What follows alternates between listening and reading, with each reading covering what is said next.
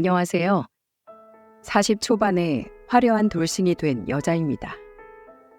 요즘 주변에서 저만 보면 무슨 좋은 일 있냐고 묻더라고요. 솔직한 마음으로는 이혼해서 속 시원하다고 말하고 싶지만 애써 참고 있었죠. 말해봐야 주변 사람들 입방아에 오르내리기만 하고 좋을 게 뭐가 있겠습니까? 그러다 우연히 알게 된 이곳에 익명으로 사연을 보내게 됐습니다. 원래 진짜 비밀은 모르는 사람들한테 털어놓는 게 편하다는 말도 있잖아요. 제가 이혼했다는 건 주변에서 다 알지만 아마 자세한 제 결혼 생활 이야기는 모를 겁니다. 그래서 이번 기회에 속 시원하게 털어내고 싶어서 이렇게 사연을 쓰게 됐죠. 이혼하고 제가 가장 싫어하는 게 어떤 건 줄 아십니까? 바로 시금치, 시래기, 시루떡 등등 하나같이 시자가 들어가는 음식은 전부 다 싫어졌답니다. 정말 징글징글한 시댁 때문에 생긴 하나의 병이기도 하죠. 분명히 결혼 전 신혼 초만 해도 모든 게 다 괜찮았어요. 호랑이 굴에 제 발로 들어가는 것도 아닌데 처음부터 이상했다면 이 결혼 못한다고 외쳤을 겁니다. 하지만 이렇게 시댁 식구들이 지독한 사람이라는 걸 살다 보니까 알게 됐던 거죠. 원래 본성이 그랬던 건지 모르겠지만 남편과 처음 만났을 때만 해도 성실한 사람이었습니다. 중소기업에 다니던 남편은 알뜰하고 근면 성실한 사람이었어요. 월급이 많지 않았지만 워낙 알뜰한 사람이라 술, 담배도 안 할 정도였죠. 게다가 결혼 당시만 해도 시부가 사업을 하고 계셔서 시댁 형편이 나쁘지도 않았습니다. 그래서 정말 우리 부부만 알아서 잘 살면 되겠구나 생각했었죠. 왜냐하면 저희 부모님도 국내에서 대형 마트를 운영하고 계셨기 때문에 저도 부족함 모르고 살 정도로 형편이 괜찮았어요. 하지만 사업이라는 게 쌓아 올리기는 어려워도 한순간에 무너지는 건 쉽더라고요. 결혼하고 1년 만에 시부 사업이 흔들리기 시작한 거죠. 시모도 아가씨도 전부 시부한테만 의지하고 있어서 시부가 망하면 그냥 시댁 식구들이 전부 망하는 거나 다름없었어요. 끝까지 부도만 막으려고 시부는 안간힘을 썼지만 결국 최종 부도 처리가 났던 거예요. 그때부터 시모는 거의 미쳐가고 있었죠. 시모 장점이 성격 시원시원하고 여장부 같은 성격이었는데 시부 사업이 망하자 원래 성격을 드러내기 시작했습니다. 시부 사업이 망하면서 어마어마한 빚을 감당하지 못해 시댁에는 압류 딱지까지 붙었어요. 그래서 시부는 신용 불량자 신세가 됐죠.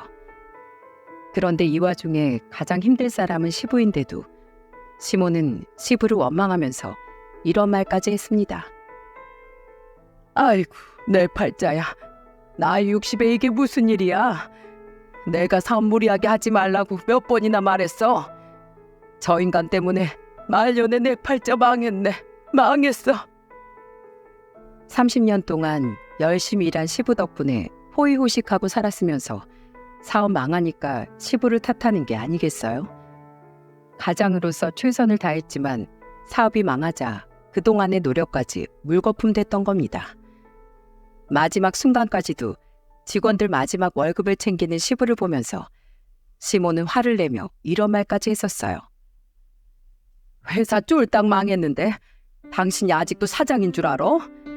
직원들은 회사 망했다고 전부 지 살 길 찾아가려고 하는데 당신은 왜 그것들 월급을 챙겨주고 있냐고? 그 돈 다 움켜쥐고 있어야 할 거 아니야? 끝까지 나만 믿고 회사 지켜준 직원들 월급을 어떻게 안 줘? 줄 건 주고 정리를 해야 할 거 아니야? 그래, 가족들 다 굶겨 죽이고 혼자 착한 척하면 누가 빚이라도 없애준다고 했어? 왜 이렇게 미련 천치 같은 짓만 해? 시부가 갑자기 어려워져서 직원들 월급이 좀 밀려 있었는데 자기를 믿고 기다려준 직원들에게 마지막 월급을 챙겨줬던 상황이었어요. 시모가 너무 화를 내길래 안 줘도 될 돈이라도 주고 있는 줄 알았죠.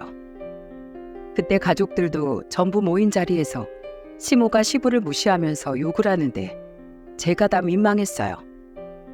노발대발하는 시모를 남편이 말려서 겨우 진정할 수 있었습니다. 솔직히 사업 망해서 가장 힘들 사람은 시부 아니겠습니까? 가족들을 위해서 가장으로 최선을 다했지만 결국 집안에서 찬밥 신세가 된 시부가 너무 짠했어요. 그때 시모는 옆 사람이 보기도 민망할 만큼 시부를 인격적으로 무시하고 있었습니다. 한 번은 설에 온 가족 모여서 밥 한번 먹으려다가 시모 때문에 전부 엉망이 된 적도 있었죠. 시부가 사업하면서 잘 나갈 때는 항상 시부 밥 먼저 챙겼었는데 시부가 망하니까 아예 아무것도 안 주려고 하는 거예요. 그때 식탁을 보니까 시부 앞은 휑하고 시모 앞에는 반찬이 잔뜩 있었죠. 이걸 보고 어떻게 같이 편히 앉아 밥을 먹을 수 있겠습니까? 보다 못한 제가 시부의 떡국과 밥을 제대로 덜어드렸어요.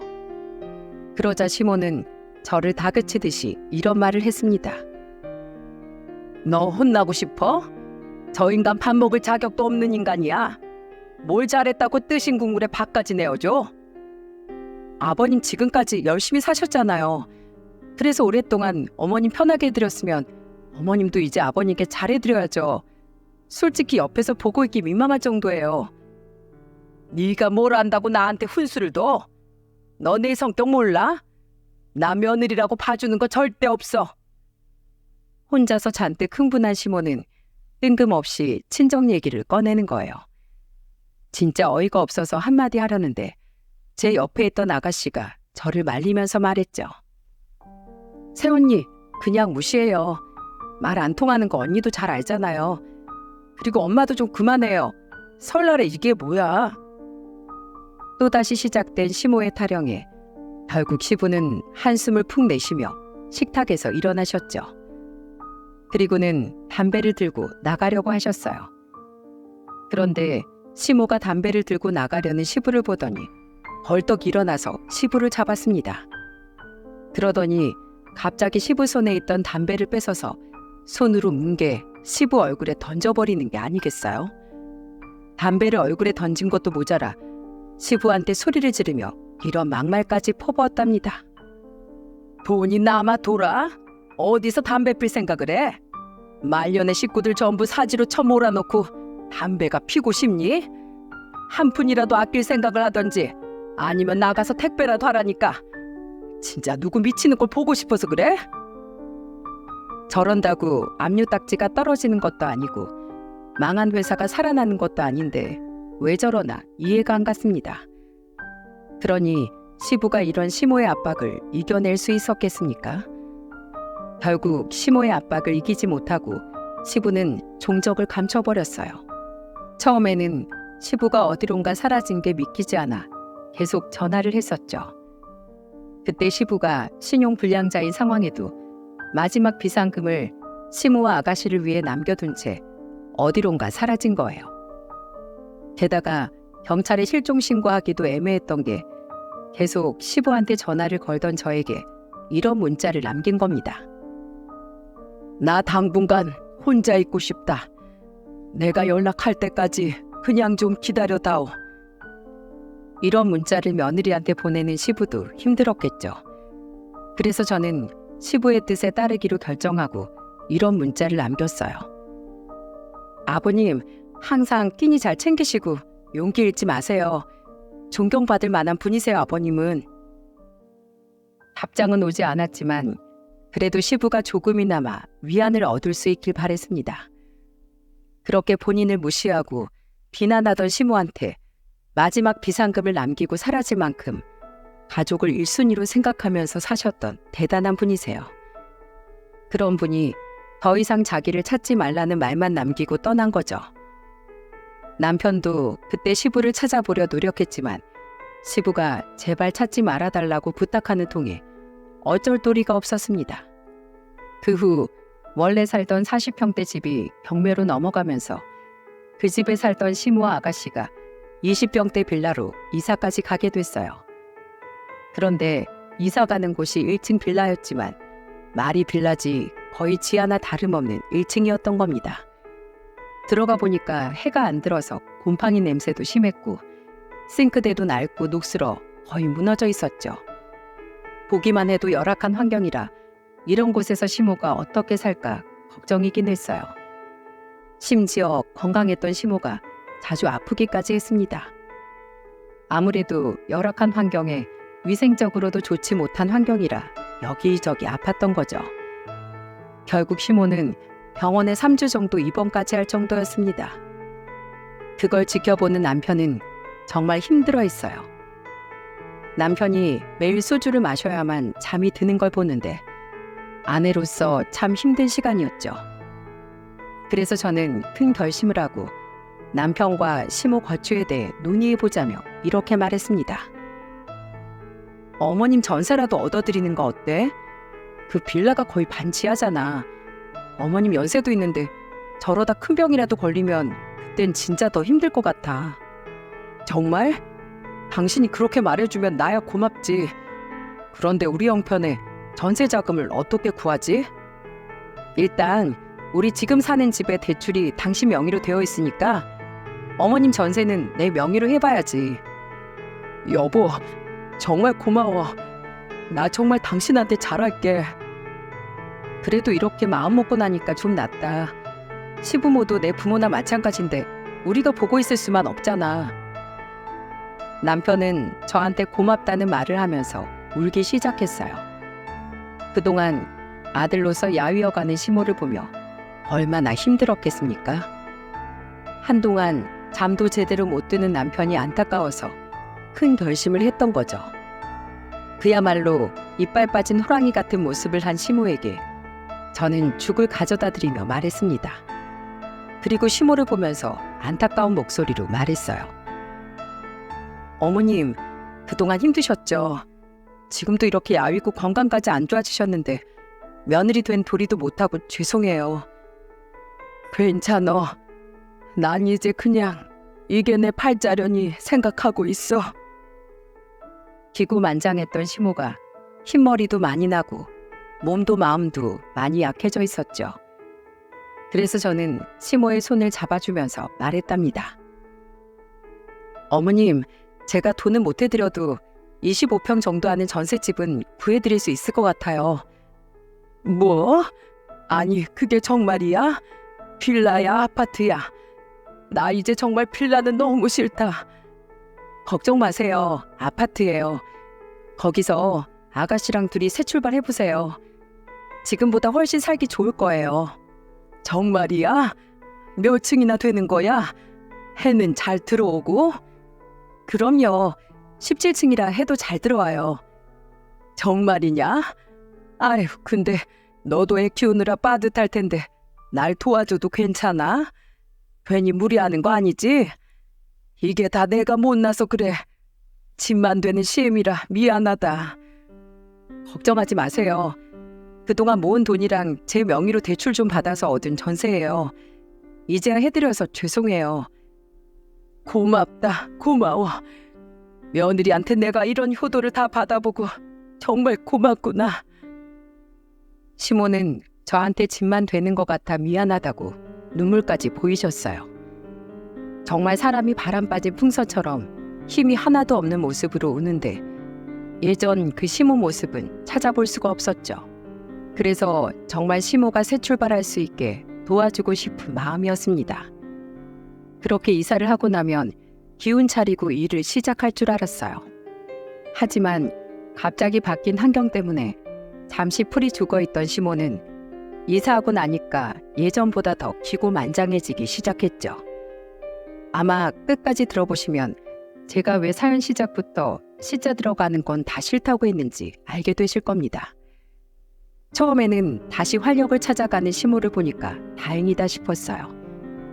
컨디션을 조금씩 회복하면서 시모는 친구들도 만나고 모임도 나가기 시작했죠. 그런데 시모가 점점 더 심한 요구를 하기 시작하는 겁니다. 심지어 시모가 전화해서 저한테 이런 부탁까지 하더라고요. 애미야, 나 용돈 100만 원만 보내줘라. 친구들 모임에서 여행을 간다는데 내가 돈이 없잖아. 어머님, 저도 전세 대출금 갖고 있는 거 아시잖아요. 그리고 저번에도 200만 원 받아가셨으면서 또 무슨 그런 말을 하세요. 그리고 요즘 세상에 어머님 나이면 젊은 편인데 남들처럼 일도 하셔야죠. 저희 부모님도 마트에서 일하시잖아요. 네 친정 부모는 대형마트 사장이잖아. 사장하고 알바랑 같아? 그리고 지금 나보고 청소나 서빙 같은 걸 하라는 거냐? 나 이래봬도 왕년에 사모님 소리 듣던 사람이야. 왜 이래? 어머님, 정신 좀 차리세요. 옛날이지 그게 지금이에요? 지금 형편에 맞게 살아야죠. 됐어. 꼴랑 100만 원 가지고 엄청 뭐라 하네. 됐으니까 신경 꺼. 시모는 제가 돈을 안 줄 것 같으니까 전화를 확 끊어버렸습니다. 옛날에 사모님 소리 듣던 게 다 무슨 소용이라고 저런 소리를 하나 싶었죠. 그래서 저도 기분이 나빠서 그냥 신경 끄고 있었어요. 그런데 다음 날 시모가 저한테 전화해서 뚱딴지 같은 소리를 하는 겁니다. 간밤에 잠은 잘 잤니? 내가 어제 며느리한테 말이 좀 심했던 것 같아서 전화했어. 그깟 100만 원이라고 한 거 취소할게. 나 돈 좀 보내주면 안 될까? 정말 먹고 죽을래도 돈이 없는 걸 어쩌니? 그래서 제가 아르바이트라도 해야 된다고 했잖아요. 제발 이제 환경도 좋아졌는데 일 좀 하세요. 여행 다녀와서 일하려고 했어. 일 시작하면 못 다니니까 마지막으로 다녀오려고 한 거지. 진짜 이게 마지막인 거죠? 정말 다녀오면 일하실 거죠? 그럼 나 안 해서 그렇지 하면 제대로 한다. 이번이 정말 마지막이니까 꼭 다녀와서 일 시작하세요. 시모는 여행만 다녀와서 일하겠다는 조건으로 100만 원을 받아갔어요. 그런데 사람이 화장실 들어갈 때 다르고 나올 때 다르다더니 시모가 여행 다녀오더니 입을 싹 닫는 거 있죠? 그런데 이런 상황의 아가씨는 또 어땠는 줄 아십니까? 두 모녀가 쌍으로 미쳐가고 있는 건지 아가씨는 저한테 전화해서 정말 말도 안 되는 부탁을 했습니다. 그때 아가씨는 너무 뻔뻔하고 태연하게 전화로 이런 부탁을 하는 거예요. 새언니, 저 지난주에 상견례하고 이제 결혼 준비하는 거 알죠? 네, 들었어요. 축하드려요, 아가씨. 근데 제가 알다시피 집안이 쫄딱 망해서 집에 돈이 없잖아요. 그러니까 혼수 비용으로 3천만 원 정도만 해주세요. 뭐요? 내가 왜 아가씨 혼수 비용까지 해줘요? 저 그럴 자격 되는 거 아니에요? 아가씨, 언제 이렇게 뻔뻔해진 거예요? 원래 이런 사람 아니었잖아요. 저라고 언제까지 착하게 살아요? 착하면 호구되는 세상이잖아요. 아빠 사업 망한 거 다 착하게 살다 뒤통수 맞았잖아요. 그래서 저도 제 권리 누리면서 살아야겠어요. 그러니까 새언니가 나 3천만 원 해줘요. 대체 이게 무슨 거지 같은 논리랍니까? 착하게 안 살겠다는 건 본인 마음이니까 넘어간다 쳐도 혼수 3천만 원은 제가 왜 해줘야 되는지 이상했죠. 순간 그동안 시모 때문에 받던 스트레스까지 한 번에 터져서 아가씨한테 화를 내며 따졌어요. 3천만 원이 걔 이름이에요? 그리고 나한테 돈 맡겨둔 거 있어요? 대체 내가 은행 ATM 기계도 아닌데 왜들 그래요? 새언니 집안 잘 살잖아요. 그럼 좀 서로 도와가며 사는 거지. 뭘 그렇게 야박하게 굴어요? 우리 부모님 돈이지 내 돈이에요? 그리고 남편이랑 상의해서 아가씨 집에 냉장고 하나 해주기로 했으니까 그걸로 퉁쳐요. 뭐라고요? 언니, 왜 그런 걸 둘이서 정해요? 도저히 말이 안 통할 것 같아서 그냥 전화를 끊어버렸습니다. 그러자 아가씨는 계속해서 전화를 하길래 아예 차단해버렸죠. 그러자 아가씨의 악랄함이 그때서야 드러났어요. 퇴근하면서 문자가 여러 개 와 있길래 보니까 아가씨가 저한테 이런 문자를 남겼습니다. 인생 그따위로 사는 거 아니에요. 돈 좀 있다고 시댁 무시하는 거죠? 오빠랑 이혼시킬 거예요. 문자로 저를 저주하는 아가씨를 보자 진짜 대꾸도 하기 싫어서 그냥 차단해버렸죠. 그랬더니 자기를 무시했다고 약이 바짝 오른 채 저를 찾아온 거예요. 그러면서 집까지 찾아와 저한테 한다는 소리가 이런 말이었습니다. 지금 내 연락 씹었어요? 시댁 식구한테 이렇게 해도 되는 거예요? 내가 지금은 예의상 족보 꼬일까봐 아가씨라고 꼬박꼬박 불러줬는데 이제 안 되겠다. 그냥 야라고 부를게. 뭐? 야? 이게 진짜 미쳤나? 어디서 야라고 부르겠다는 거야? 너한테 야라고 부르겠다고. 여기 너밖에 더 있냐? 이 개념 없는 거사. 아버지 사업 하나 믿고 놀고 먹고 있었으니까 그 나이 처먹고 돈 3천만 원이 없지. 진짜 한심하다 한심해. 그리고 네가 나보다 4살이나 어리잖아. 어디서 조그만한 게 하늘 같은 언니한테 대들어? 진짜 미쳤어요? 아니 원래 언니 이런 사람이었어요? 야, 네가 착하게 살면 호구된다며. 그래서 나도 인간 같지도 않은 무개념들은 그냥 막대하고 살려고 그런다. 왜? 정말 미쳤나 봐 세상에. 지금 나한테? 와. 제가 하는 말에 충격을 받았는지 혼자서 말까지 더듬다가 가버렸죠. 그리고 그때 충격이 컸는지 한동안 찾아오지도 않더군요. 진짜 그때 남편마저 개차반이었으면 시댁을 완전히 제 인생에서 도려내고 싶을 만큼 징글징글했습니다. 그 후로도 한 5년을 제대로 된 일하는 걸 본 적이 없었어요. 그래도 저랑 남편이 용돈을 일절 안 주니까 돈이 급하면 일을 나가긴 했죠. 그런데 무슨 일을 하루 이틀도 안 하고 그냥 그만두는 겁니다. 왜 그만뒀냐고 물어보면 시모는 이런 핑계들을 대기도 했었죠. 일이 너무 복잡해서 못하겠어. 저런 일 하면서 돈 버느니 그냥 편한 일 찾아다닐란다. 처음 하는 일이니까 당연히 어렵고 복잡한 건데 단순한 식당 서빙 일도 못하겠다는 거예요. 그래서 저는 남편한테 용돈 주지 말라고 신신당부를 했습니다. 당장 쓸 돈이 없어야 일하려고 노력이라도 하겠다 싶었어요. 그렇게 지난 시간이 무려 5년이었죠. 그런데 그 무렵에 친정아버지가 췌장암 진단을 받고 투병 생활을 하게 된 겁니다. 췌장암이 고치기 힘든 암이라고 해도 의료기술이 좋아졌으니까 그래도 이겨내실 거라고 믿고 싶었어요. 하지만 계속해서 평생 일만 하던 아버지는 결국 병마와 싸우다가 고통스럽게 세상을 떠나셨죠. 생전에 불우한 이웃을 찾아가 봉사활동도 하셨고 라면이나 햇반, 김치를 독거노인에게 나눠주기도 하셨던 좋은 분이셨습니다. 좋은 일만 하면서 가족을 위해서만 살던 아버지가 떠난 현실이 믿기 힘들었어요.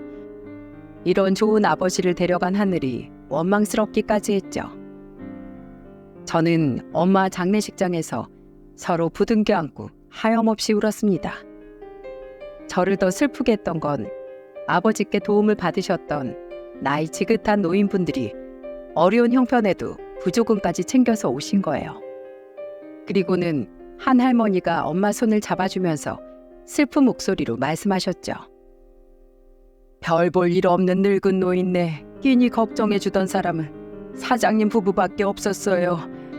그런데 이렇게 좋은 분이니까 좋은 곳으로 분명 가셨을 거예요. 엄마는 할머니의 말에 통곡을 하며 울었습니다. 정말 아버지는 집에서도 밖에서도 한결같이 좋은 분이셨거든요. 좋은 사람을 잃은 고통은 저희 가족뿐만 아니라 아버지한테 도움을 받았던 모든 사람들이 같이 슬퍼하고 있었죠. 하지만 이 와중에도 시댁 식구들은 저를 기가 막히게 만들었습니다. 아버지와 가족도 아닌 남도 찾아와서 같이 슬퍼하고 위로해주는데 시모는 무슨 짓을 했는 줄 아십니까? 차라리 아버지 장례식에 안 왔으면 더 좋았을 뻔했어요. 누가 억지로 끌고 온 것도 아닌데 시모는 친구들을 4명이나 데리고 와서 부조를 딱 3만 원만 한 겁니다. 그리고는 친구들이랑 모여 앉아 6시간 동안 술 마시고 웃고 떠들면서 앉아있던 거죠. 진짜 오고 가는 손님들도 계속 눈살을 찌푸리는데 더 이상 보고 손 놓고 있을 수 없어서 시모한테 가서 단호하게 말했습니다. 어머님, 상중인데 조용히 좀 해주세요. 다른 분들이 불편해할 만한 행동 좀 그만하세요. 야, 뭘 몰라서 이런 소리를 하네. 옛날에 장례식장에서 일부러 고스톱도 치면서 깔깔거리고 웃었어. 돌아가신 분 기분 좋게 가시라고. 나도 지금 그러고 있는 거잖아. 아버님도 통곡하는 것보다 이렇게 기분 좋게 가시는 걸 더 좋아하실걸? 이런 말을 당당하게 하고는 친구들과 또 웃기 시작했죠. 저는 참다 못해 소리를 지르면서 시모한테 말했어요. 그런 거 다 필요 없으니까 여기서 당장 나가세요. 벌써 6시간째 이러고 있잖아요. 여기서 웃고 떠드는 사람 여기밖에 없으니까 당장 나가요. 그러자 시모 옆에 있던 친구가 저한테 어이가 없다는 듯 노려보며 말하더군요. 이 집 며느리가 아주 못됐네. 시애미가 직접 와서 자리 지켜주면 고맙다고 해야지. 어디서 소리를 질러? 그러더니 갑자기 시모 친구는 자리에서 일어나더니 술에 취해서 소주병부터 상 위에 있던 음식을 전부 바닥에 쏟아버리는 게 아니겠습니까? 장례식장은 엉망이 됐고 저는 도저히 참을 수 없어서 시모를 끌어내려고 안간힘을 쓰며 소리쳤습니다. 나가라고요. 이게 뭐하는 짓이야. 당장 나가요. 제가 시모와 실랑이를 벌이자 남편도 처음에는 말로 시모를 타이르다가 결국 시모 일행을 끌고 나갔죠. 진짜 개념이 없어도 너무 없는 거 아닙니까? 그렇게 장례가 끝난 후 힘없이 집에 왔는데 신우가 남편한테 전화를 했더군요. 그런데 남편이 버럭 화를 내면서 전화에 대고 소리치기 시작했습니다. 둘 다 진짜 너무한 거 아니야? 지금 당장 우리 집으로 와서 사과 안 하면 집 다 빼버릴 거니까 당장 와. 당장. 무슨 일인가 싶어서 캐물었더니 신우년이 글쎄 시모를 왜 장례식장에서 쫓아냈냐고 따졌다는 거예요. 그러자 남편도 더 이상 참다 못해 화를 낸 거죠. 집까지 빼버린다고 하니까 둘이 쪼르르 와서 사과를 하기 시작했어요. 그러면서 신우는 눈물을 흘리면서 말하더군요. 저 얼마 전에 파혼해서 제정신이 아니었어요. 앞뒤 사정 모르고 무조건 따져서 정말 미안해요. 얼마나 개차반 같았으면 파혼까지 당하겠습니까? 진짜 기가 막혀서 더 묻지도 않았어요. 그러자 대형 사고 친 시모는 남편한테 매달리며 애원하듯 빌기 시작했습니다. 나는 정말로 좋게 보내드리고 싶어서 그런 거야. 정말이라니까. 제발 엄마 정신 좀 차려요. 언제까지 그렇게 살려고 그래요? 우리가 그만큼 했으면 최소한 성이라도 보여야죠. 미안해. 내가 정말 잘못했다. 내가 이렇게 빌게. 저는 그때 너무 화가 나서 나가라며 소리쳤어요. 결국 시모는 신우와 같이 도망치듯 나갔습니다. 한동안 계속 엄마와 일하던 마트로 찾아와 사과하더군요. 저는 너무 괘씸해서 저희 엄마를 찾아가 정중히 사과하라고 했죠. 그랬더니 정말로 엄마한테 시모가 정중히 사과했습니다. 그때 저는 회사를 그만두고 엄마와 마트에서 일하고 있었고 엄마는 시모의 사과를 받아주셨어요. 이런 상황에도 가정을 지켰던 이유는 남편과 아이 때문이었죠. 하지만 결혼 8년 차에 제가 마지막까지 잡고 있던 끈 끊어지는 순간이 찾아오고야 말았어요. 늘 한결같던 남편이 달라진 걸 가장 먼저 느낀 건 저였어요. 왜 여자의 촉이라는 게 있지 않습니까? 항상 전화가 오면 집에서 잘만 받던 남편이 유독 김민호라고 뜨는 전화는 안 받고 전화기를 뒤집어 버렸죠. 그게 너무 이상해서 넌지시 남편한테 물어봤어요. 당신 그 사람 전화는 왜 안 받는 거야? 회사 선배인데 자꾸 나한테 어디 투자하라고 귀찮게 해서 그냥 안 받게. 그때만 해도 전 남편의 말을 철석같이 믿었습니다. 하지만 한번 이상한 기운을 감지하니까 뭔가 확인하고 싶어지기 시작했죠. 그래서 남편 핸드폰에서 김민호 연락처를 알아낸 뒤 제 휴대폰에 저장해놨어요. 그런데 정말 기가 막힌 프로필이 뜨는 겁니다. SNS 친구 목록에 뜬 그 사람은 남자가 아니라 여자였던 거예요. 이쁘장하게 생겼는데 사진을 보니까 심지어 유부녀였죠. 그제야 제가 뒤통수 제대로 맞았다는 걸 안 저는 뒷조사를 시작했습니다. 가정 있는 것들 둘이서 이 지랄을 하고 있다는 게 믿기지 않았어요. 그래서 정말 제 두 눈으로 직접 확인해야겠다 싶어서 저는 마트를 엄마에게 맡기고 남편의 미행을 시작했죠. 회사 앞에서 퇴근 시간쯤 잠복했더니 둘이서 막창집을 가는 모습을 목격하게 된 겁니다. 그 여자는 직장 동료였는데 제 두 눈으로 보면서도 꿈인지 생시인지 믿기 힘들더라고요. 떨리는 손으로 저는 사진까지 찍었고 가슴이 다 찢어지는 기분이었죠. 그런데 더 충격적인 건 이게 끝이 아니었다는 겁니다. 둘이서 막창집을 나와 2차로 숙박업소까지 가는 걸 직접 미행까지 했어요. 그러자 심장이 미친 듯이 뛰기 시작했고 그 와중에도 눈물을 흘리며 사진을 남겨야만 했죠. 우리나라 이혼율 1위로 꼽히는 원인이 바람이라고 하더니 나한테 이런 일이 생길 줄 정말 꿈에도 몰랐습니다. 다른 사람은 다 그래도 제 남편만큼은 안 그럴 거라고 믿었어요. 그 믿음 하나로 사람 하나 보고 살던 저를 제대로 배신한 사람이었죠. 저는 심호흡을 하고 떨리는 손으로 남편한테 전화를 걸면서 목을 가다듬었어요.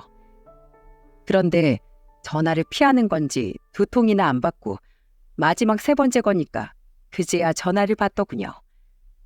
제가 뭐하고 있냐고 묻자 남편은 태어난 목소리로 이런 말을 했죠. 나 회사 야근 중이지. 일만 해서 피곤하고 배고프네. 배가 고파? 무슨 일이 있길래 배고플 정도로 일해? 회사에서 일하니까 그렇지 뭐. 그런데 이 시간에 무슨 일로 전화했어? 나 당신 회사 앞인데 내려와봐. 배고플까봐 도시락 싸왔어. 뭐? 회사라고? 정말 회사야? 바로 내려와. 얼굴 좀 보고 도시락 주게. 아, 생각해보니까 나 밥을 먹었네. 또 도시락 먹을 시간 없을 것 같은데 그냥 집으로 가져가. 집에서 보자. 마누라가 회사까지 왔는데 잠깐도 못 내려와? 그럴 이유라도 있어? 남편은 제 말에 당황해서 아무 말도 못하더군요. 더 이상 참을 수 없어서 침묵을 깨고 남편한테 전 이렇게 말했습니다. 당장 내려와. 지금 회사 아니야. 뭐? 회사가 아닌데 나보고 어딜 내려오라는 거야? 방금 딴 연 끼고 신나게 들어간 숙박업소 앞으로 내려오라고. 10분 안에 안 내려오면 회사에 다 폭로할 거니까 당장 튀어와. 뭐? 여보. 제가 전화를 끊어버리자 정말 이놈들이 1분도 안 됐는데 옷까지 챙겨 입고 나왔더군요. 녹음기까지 켜놓고 기다리다 헐레벌떡 뛰어 내려오는 둘을 보고 기가 막혔습니다. 남편은 앞에 서 있는 저를 보자마자 무릎 꿇고 빌었죠. 그게 아니라 막장집에서 술 먹다 잠깐 실수한 거야. 아, 실수? 자식도 있는 인간이 이런 실수를 하니? 그리고 너도 가정 있는 유부녀잖아. 그러면서 남의 가정 파탄낼 짓을 왜 하고 있니? 둘 다 정신 나간 거 아니야? 진짜 분리수거도 안 될 쓰레기들이네. 그러자 옆에 있던 그 여자는 당황한 얼굴로 저한테 미안한 목소리로 빌었습니다. 죄송합니다. 진짜 실수예요. 믿어주세요. 동료끼리 이딴 실수를 해? 사과한다고 이게 지금 없던 일이 될 것 같아? 결국 둘이서 눈 맞아서 바람핀 건 사실이잖아. 그래 안 그래? 네, 맞는데요. 바로 헤어질게요. 이제 정말 안 만날게요. 제가 고함을 치면서 묻자 그 여자는 놀라서 둘이 바람 폈다는 걸 인정하며 다시는 안 그러겠다고 비는 겁니다. 그걸 다 녹음하고 있던 저는 잘 걸렸다 싶었죠. 그제야 둘을 비웃으며 이렇게 말했어요. 그래 알았어.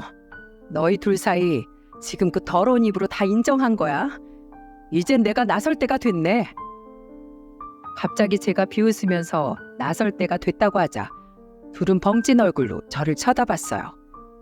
저는 그 말만 남기고 혼자 차를 타고 집으로 왔고요. 그리고 제가 찍어둔 사진과 녹음을 잘 보관해뒀죠.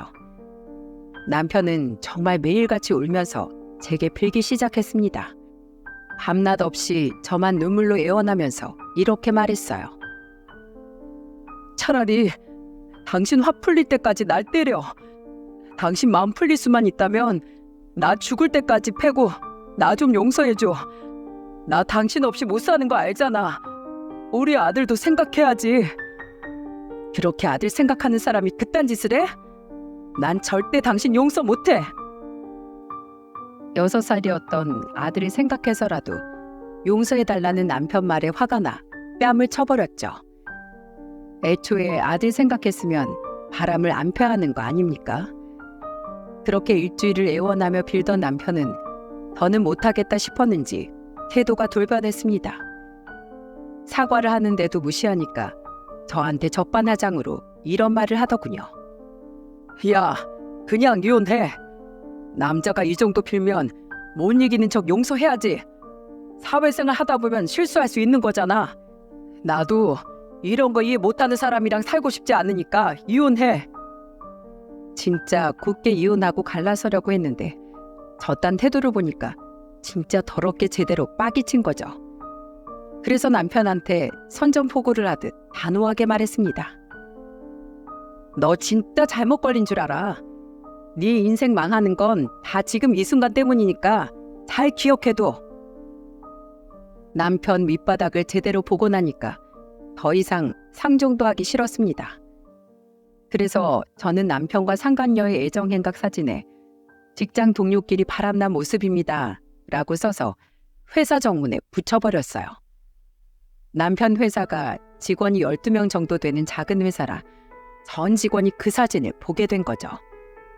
이렇게 하고 싶지 않았는데 너무 뻔뻔하게 나오니까 곱게 이혼해줄 마음이 싹 사라진 겁니다. 게다가 태도가 돌변한 이후에는 아들이 있는데도 소리를 지르고 제 탓을 하기 시작했어요. 아들이 제 옆에서 울면서 매달렸죠. 엄마 왜 그래? 아니야, 아들 아니야. 귀 막어. 방에 가자. 황급히 우는 아들을 방으로 보내놓고 나와서 남편한테 소리쳤습니다. 애 다 듣고 있는데 무슨 행패야? 어차피 어려서 몰라. 그리고 알더라도 다 네 고집 때문에 이혼한 거라고 다 말할 거야. 이렇게 적반하장으로 나왔는데 제가 굳게 이혼하면 화병 나서 죽을 것 같았어요. 결국 회사에 제가 붙인 사진을 전 직원이 보게 된 겁니다. 작은 회사라서 소문이 금방 퍼진 거죠. 동료들끼리도 이게 뭐냐면서 다 수근거리면서 정문 앞에서 떠들고 있더군요. 그리고 저는 남편한테 이혼 소송을 걸고 상간녀에게는 위자료 소송을 걸었습니다. 얼마 뒤 등기로 도착한 고소장을 본 상간녀 남편이 모든 사실을 알게 되면서 그 집도 풍비박산 난 것 같았어요. 그리고 그때 마침 타이밍 좋게 시모가 살던 집도 전세 만기일이 다가왔죠. 그런데 시모와 신우는 아무것도 모르는 눈치였습니다. 한창 이혼 소송 중인데 절 찾아와 둘이 뻔뻔하게 이런 말을 하는 거예요. 네가 구해준 우리 전셋집 말이다. 이번에 전세 만기지? 네, 그런데 왜요? 애미야, 32평 집 보고 왔는데 딱 좋더라. 우리 거기로 이사하게 입금 좀 해줘. 내가 친구라 이번에 새로 짓는 아파트 보고 왔는데 너무 예쁘더라고. 지금 집은 여자들이 살기 너무 불편해. 그러자 옆에 있던 신우가 맞장구를 치며 말했죠. 맞아요. 화장실 하나라 너무 불편해요. 엄마 하나 나 하나 쓸 수 있게 2개짜리 살고 싶어요.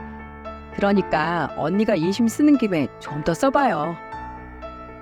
멍청하면 답도 없다는 말처럼 너무 어이가 없어서 화도 안 났습니다. 그런데 진짜 너무 어이가 없어 저도 모르게 이런 말들이 나왔어요. 와, 진짜 집안 자체가 그냥 기생충이네. 뭐라고? 제가 어이없다는 듯 말하니까 시모가 꽤 당황한 얼굴이었죠. 그 모습조차 화가 나서 저는 한숨을 쉬며 말했습니다. 집안이 그 애미나 자식이나 똑같다고. 어쩜 다 양심이라는 게 없냐? 와, 진짜 대박이다. 너 지금 며느리가 시애미한테 무슨 말버릇이야? 시댁 어려우면 해줄 수도 있는 거지. 돈 좀 있다고 유세 떨고 있어?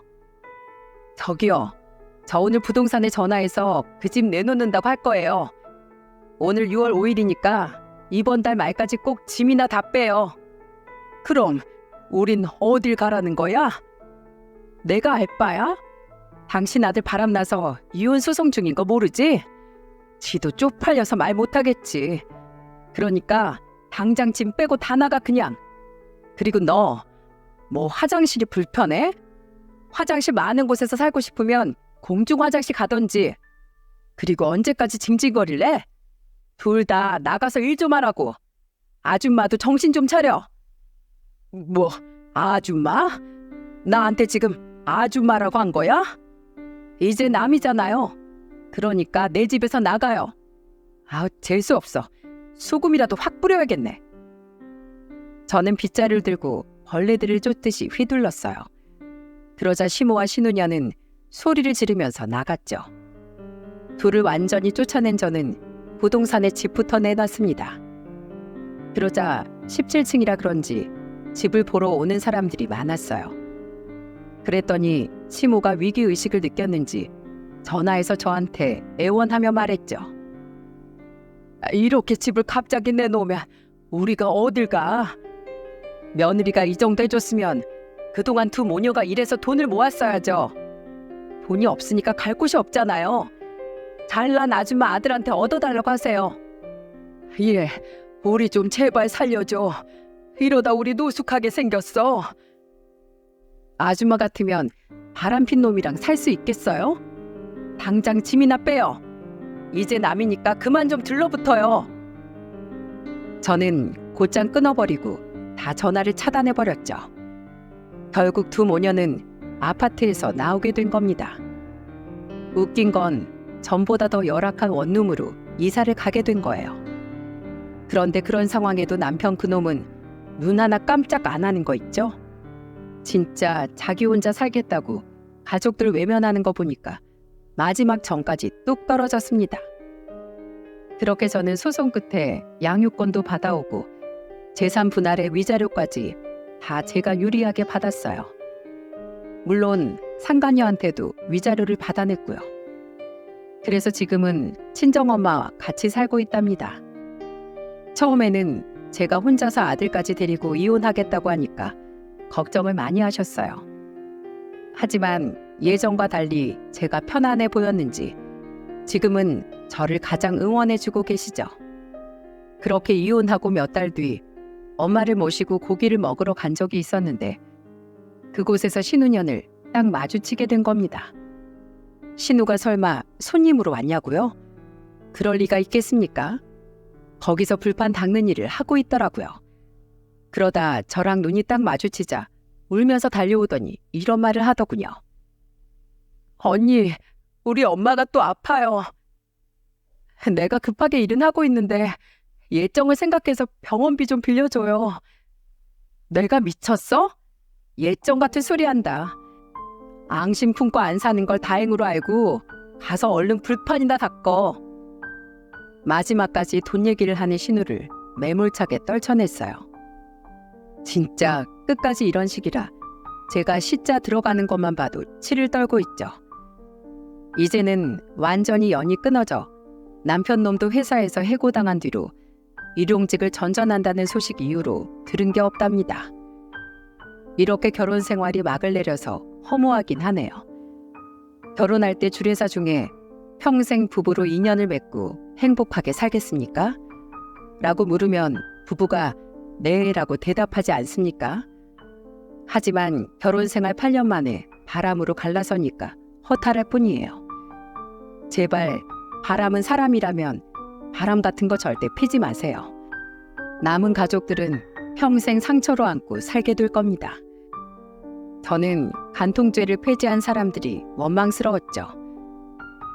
이혼 사유로 배우자의 외도가 가장 높다는데 본인들은 즐거워도 자식들까지 힘들다는 거 꼭 기억하길 바랍니다. 소중한 가정 평생 잘 지키길 바랄게요.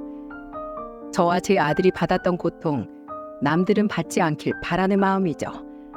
그러니 모두 서로 위해주며 행복하게 살길 바라겠습니다.